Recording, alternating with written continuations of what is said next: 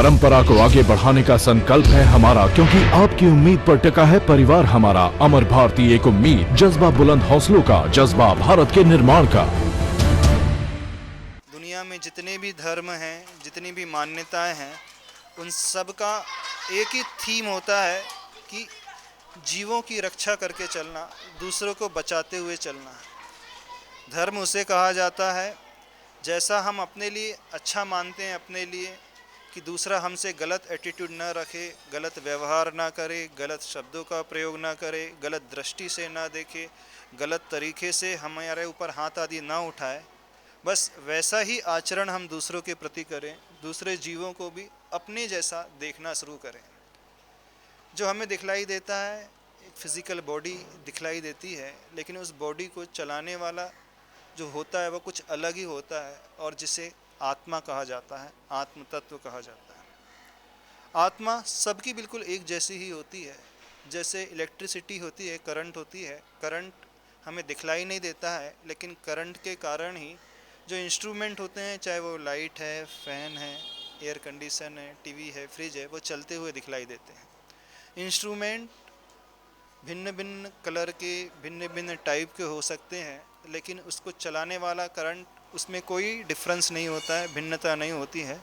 ऐसे ही जो हमें शरीर दिखलाई देते हैं, चाहे वो मनुष्यों के शरीर हो अथवा वो पशुओं के शरीर हो, शरीर अलग अलग होते हैं, लेकिन उन शरीर के भीतर प्रवाहित होने वाला जो करंट की भांति आत्मा होता है, वो सबका एक जैसा ही होता है, एक जैसी उसके भीतर क्षमता, कैपेसिटी होती है।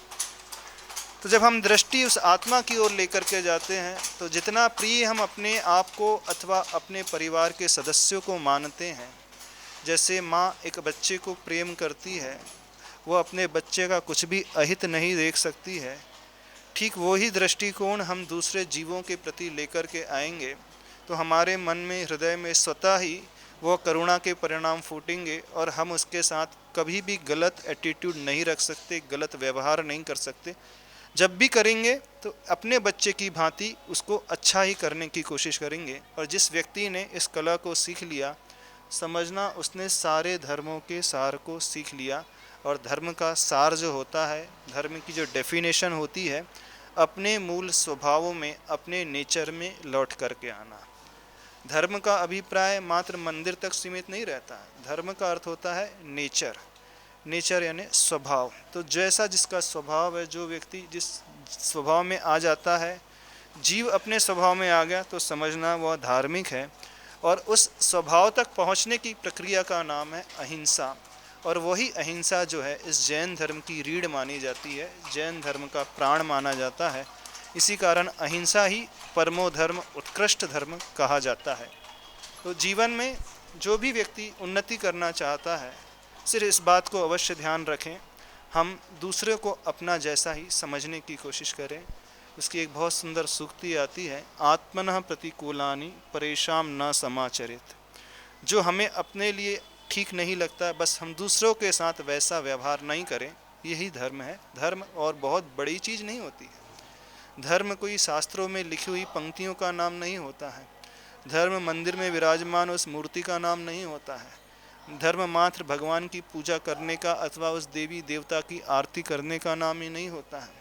उन भगवान ने जो रास्ता दिखाया है, जो उपदेश दिया है, उस उपदेश को, उस संदेश को जब हम अपने आचरण में उतारेंगे, जीवन में रिफ्लेक्ट करेंगे, तो समझना व्यक्ति धार्मिक है।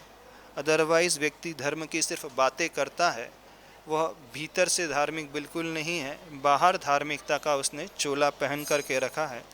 आज वर्तमान में चोला पहने हुए धार्मिक व्यक्ति बहुत सारे मिल जाते हैं, लेकिन भीतर से उस धर्म की परिणति को धारण करने वाले, धर्म का आचरण करने वाले बहुत कम होते हैं। तो जो धर्म का आचरण करते हैं वो बाहर से और भीतर से एक जैसे होते हैं। यानी जैसे यथाजात होता है बालक जन्म के समय, वैसे ही दिगंबर अवस्था। तो जो जैन साधु होते हैं, दिगंबर जैन साधु होते हैं, वह इस परिग्रह से ऊपर उठे हुए, नग्नता को अंगीकार किए हुए, इस दिगंबर वेश को धारण किए, नेचर के एकदम करीब, नेचर का मतलब उस स्वभाव के करीब आने की कोशिश करते हैं।